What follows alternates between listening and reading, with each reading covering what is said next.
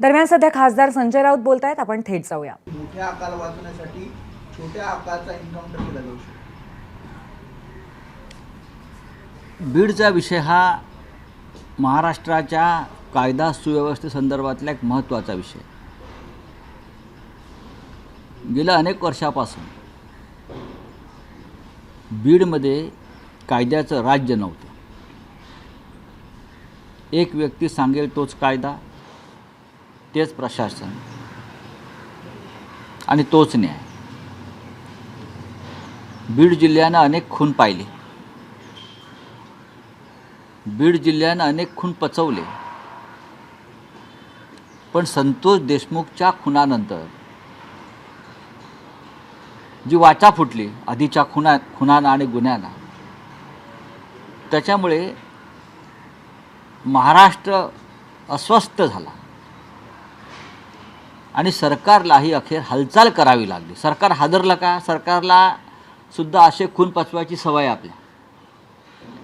ज्या प्रकारची चित्र आणि व्हिडिओ आम्ही गेल्या सत्ता आल्यापासून पाहिली, बीडचे आका, सध्याचे मुख्यमंत्री, 2 उपमुख्यमंत्री यांच्याबरोबरची चित्र, त्यांचा वावर, एकमेकांशी असलेला संवाद, त्याच्यामुळे अर्थात लोकांच्या मनामध्ये शंका येऊ शकतात की खरोखर न्याय मिळेल का, खरा तपास होईल का. देवेंद्र फडणवीस हे फक्त बोलत आहेत की कोणालाही सोडणार नाही, पण आतापर्यंत देवेंद्र फडणवीस यांनी किती जणांना कसं सोडलं आहे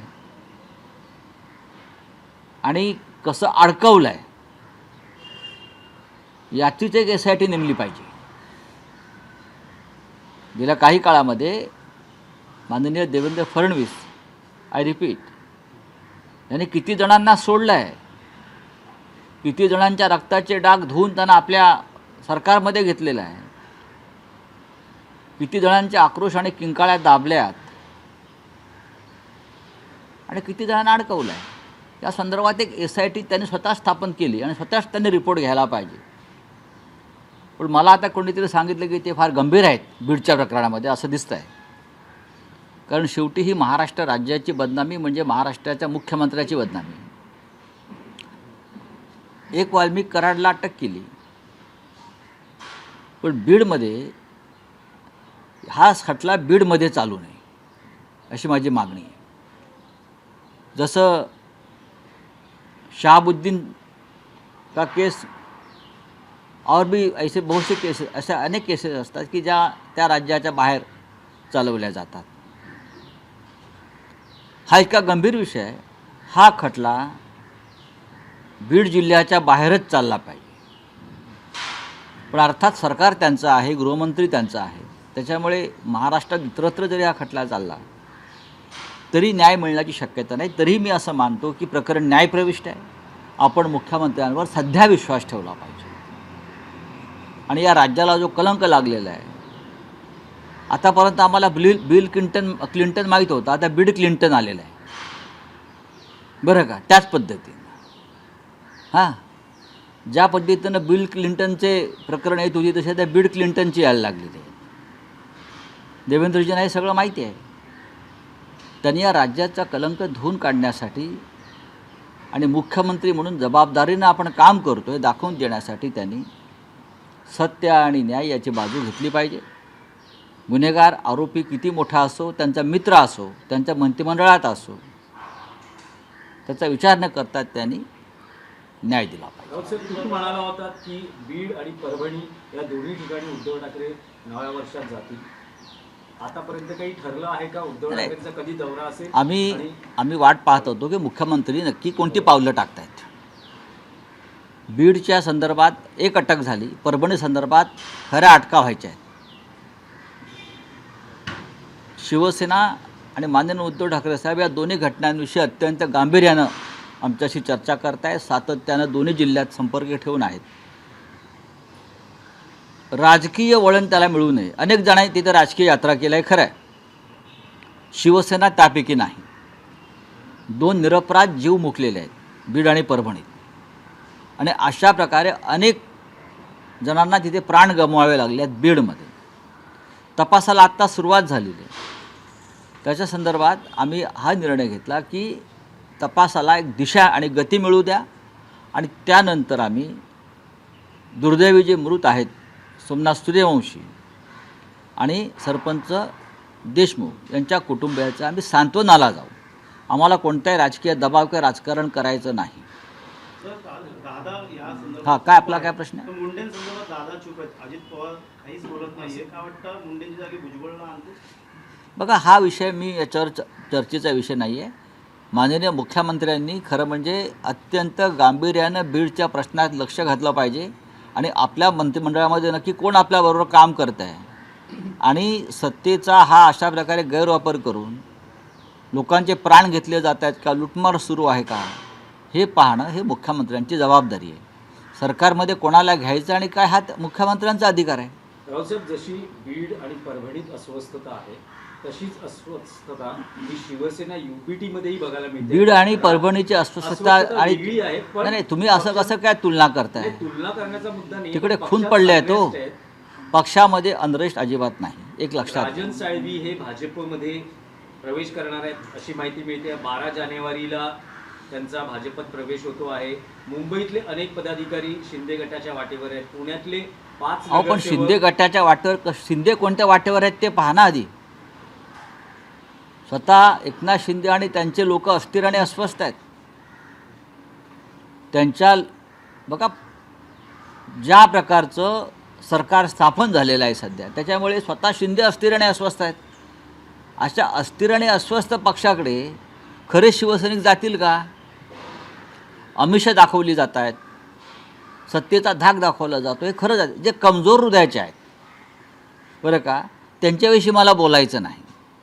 पण अजूनही शिवसेनेमध्ये खंबीर मनाचे आणि मनगटाचे लोक काम करत आहेत. नवीन कार्यकर्ते तयार करण्याचा कारखाना शिवसेना आहे. आम्ही तयार करायचे कार्यकर्ते आणि मग भाजपनं घ्यायचे किंवा इतर पक्षांनी घ्यायचे. हा गेल्या 50 वर्षाचा एक ठेकाच आहे. याचा अर्थ काय शिवसेनेची बस रिकामी होत नाही. पुढल्या बसनं उतरलं का मागच्या दारातून लोक परत चढतात आणि आमची बस भरलेलीच आहे. नाही, पण राजन साळवींशी काही संपर्क राजन साळवींशी माझं चर्चा झालेली आहे. नक्कीच पराभवानंतर थोडे ते अस्वस्थ आहेत. संपूर्ण महाराष्ट्रामध्ये अशा प्रकारे आमचे पराभव झाले आहेत किंवा राष्ट्रवादी काँग्रेसचा पराभव झाला. त्याची कारणं आम्ही शोधतो आणि कारणंही माहीत आहेत. ज्यांना असं वाटतं आहे की पक्ष सोडल्यामुळे आमचं राजकीय आयुष्य बहरून येईल, पण आज जी आमच्या सरकारला किंमत आहे ती ह्याच पक्षानं भरभरून दिल्यामुळे आहे. राजकीय जीवनामध्ये एखादा पराभव वाटायला येतो, तो जर पचवायची हिंमत कोणामध्ये नसेल तर त्याने स्वतःला बाळासाहेब ठाकरेंचा शिवसैनिक मानू नये. हिंदुहृदय सम्राट बाळासाहेब ठाकरेंनी स्वतः असे अनेक जय आणि पराजय पचवलेत. आम्ही त्याचे साक्षीदार आहोत. आमच्या वाट्याला विजय कमी आणि पराभव जास्त आलेले आहेत आणि त्यातून आम्ही आजही उभे आहोत. तुम्ही 4-4, 5-5 वेळा आमदार, खासदार, मंत्री झालेले लोक एका पराभवामुळे खचून जाता आणि चुकीच्या मार्गाने निघून जाता व तसा विचार करता. मला असं वाटतं की ही माणुसकीही नाही आणि ही नीतिमत्ताही नाही. राजन साळवींविषयी म्हणा, ते कडवट शिवसैनिक आहेत. आमदार राहिलेत 3 ते 4 वेळा आणि माझं त्यांचं बोलणं झालं तेव्हा त्यांनी त्यांच्या मनातली खंत नक्की व्यक्त केली. ती स्थानिक पातळीवरची होती. माननीय उद्धव ठाकरे त्यांच्याशी बोलत आहेत. पण हे दिवस जातील, दिवस तसेच राहत नाहीत. मी वारंवार सांगतो आहे की 2026पर्यंत केंद्रामधलं सरकार राहील की नाही ही शंका माझ्या मनात कायम आहे. मोदी त्यांची टर्म पूर्ण करणार नाहीत आणि ज्या क्षणी मोदी त्यांची टर्म पूर्ण करणार नाहीत त्या क्षणी महाराष्ट्रासह अनेक ठिकाणी उलथापालथ होईल. रावसाहेब, जशी परिस्थिती शिवसेना UPT मध्ये आहे तशीच आपल्याला पवार NCP मध्ये बघायला मिळते आहे. तिथल्याही लोकप्रतिनिधींचं, खासदार, आमदारांचं म्हणणं आहे की आपण आता एकत्र म्हणजे अजित पवारांबरोबर गेलं पाहिजे. स्वतः अजित पवारांच्या मातोश्री यांनी काल पंढरपूरमध्ये दर्शन घेतल्यानंतर म्हटलं की दोन्ही पवारांनी एकत्र आलं बघा, दोन्ही ठाकरेंनी एकत्र यायला पाहिजे, दोन्ही पवारांनी एकत्र यायला पाहिजे. हां, हे फंडे खूप आहेत. मुळात आपण अजित पवार असतील किंवा अन्य कोणी असतील, हे भारतीय जनता पक्षासारख्या महाराष्ट्र आणि देश तोडणाऱ्या प्रवृत्तींच्या बाजूनं आपण आहात म्हणून आमचा तुम्हाला विरोध आहे. अजित पवार आमच्याबरोबरच होते ना. आम्ही काय त्यांना आमंत्रण दिलं नव्हतं की आधी का तुम्ही जा, फडणवीसांबरोबर जा. हे सगळे लोक अटकांना आणि कारवायांना घाबरून गेले.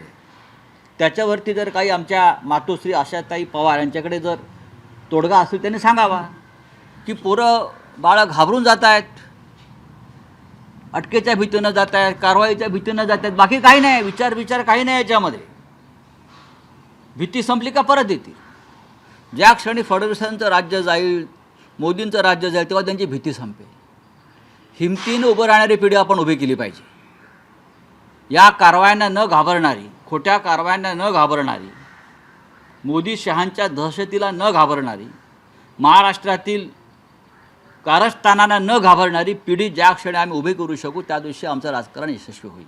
सोशल मीडियावर एक बातमी आपल्या संदर्भात व्हायरल होतीये. काय हो? प्रेसने सुद्धा काल ती छापली. कुठली फ्री आपला, प्रेस? काही कार्यकर्त्यांसोबत कधी? मातोश्रीवर वाद झाला. कधी? तारीख काय? 26 तारखेला असं सांगितलं जातं. 26 काय? मला कोणते पाठवलं 1 तारखेला काहीतरी झालं. मी गेल्या काही दिवसापासून मुंबईच्या बाहेर आज आलेलो आहे. आणि अशा कोणत्याही बैठका मातोश्रीवरती होत नाहीत, झालेल्या नाहीत. उद्धव ठाकरे काही लोकांना 1 to 1 भेटत आहेत. बरं का?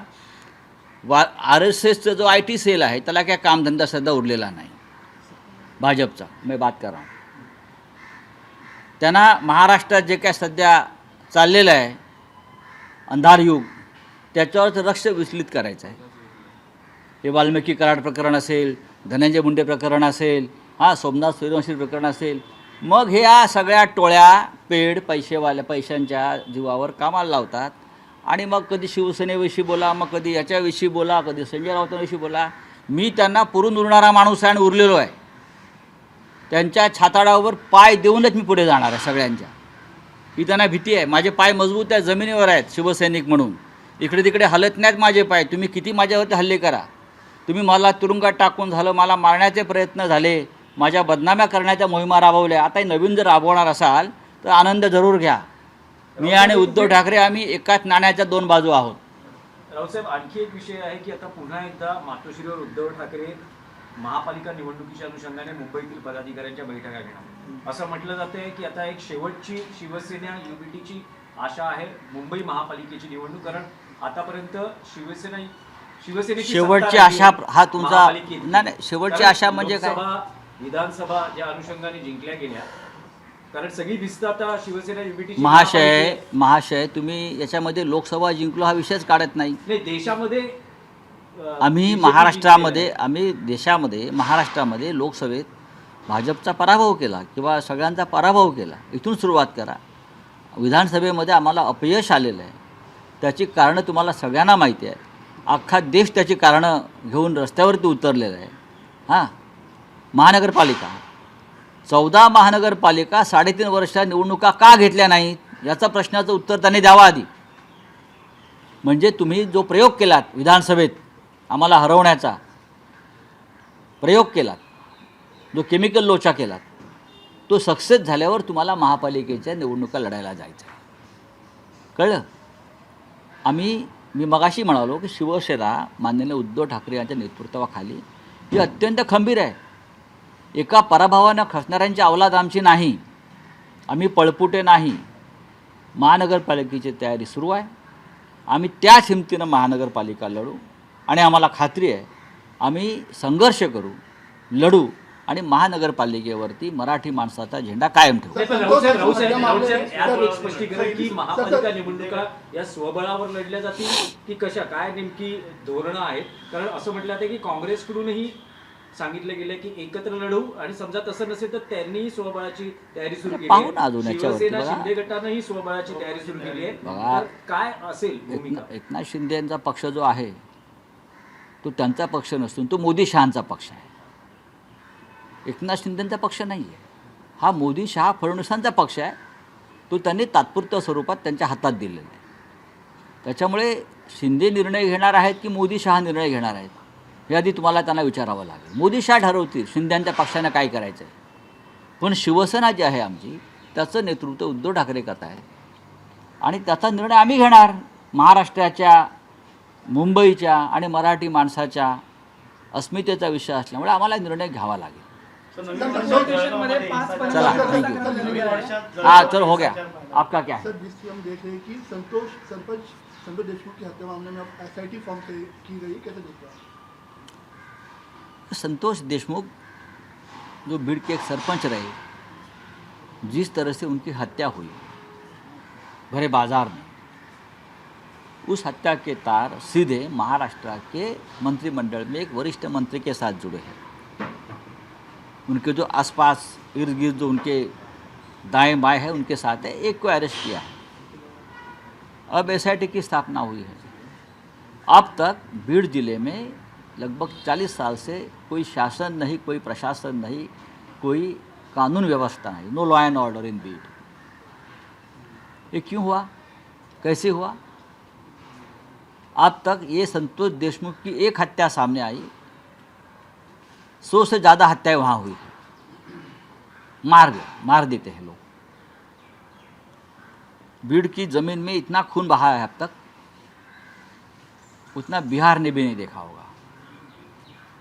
बात ऐसी है कि अब हमारे मुख्यमंत्री साहब जो है उसने SIT की घोषणा की है. एक खून की SIT मत करिए, उससे पहले भी जो हत्याएं हुई है उसकी भी जांच करिए. ये हत्याएं अब तक को किसने प्रोटेक्शन दिया? आपकी सरकारें रही हमेशा. कौन थे राज करने वाले भीड़ पर, आपको मालूम है. तो SIT की स्थापना आपने की है, बहुत गंभीरता से ये कलंक जो लगा है महाराष्ट्र को आप ख़त्म कर दीजिए. देवेंद्र फडणवीस साहब ने गृह मंत्री होते हुए किसको किसको प्रोटेक्शन दिया है, उससे पहले उसकी भी जांच होनी चाहिए. उसके ऊपर एक अलग से SIT की स्थापना केंद्र की तरफ से होनी चाहिए. समझा? आशा पवार जो है सर, वो कह रहे हैं कि अजित पवार और शरद पवार एक होना चाहिए. सारे विवाद- आशा ताई पवार जो हमारी अजीत दादा की माता जी है, मैं उनको प्रणाम करता हूँ और उनकी जो सोच है उनको भी प्रणाम करता हूँ भाई. लेकिन आपका जो प्यारा बच्चा है वो डर के मारे भाग के गया है बीजेपी के पास. सबसे पहले माता जी ने भगवान के सामने प्रार्थना करनी चाहिए कि मेरे बेटे में लड़ने की हिम्मत दे दो.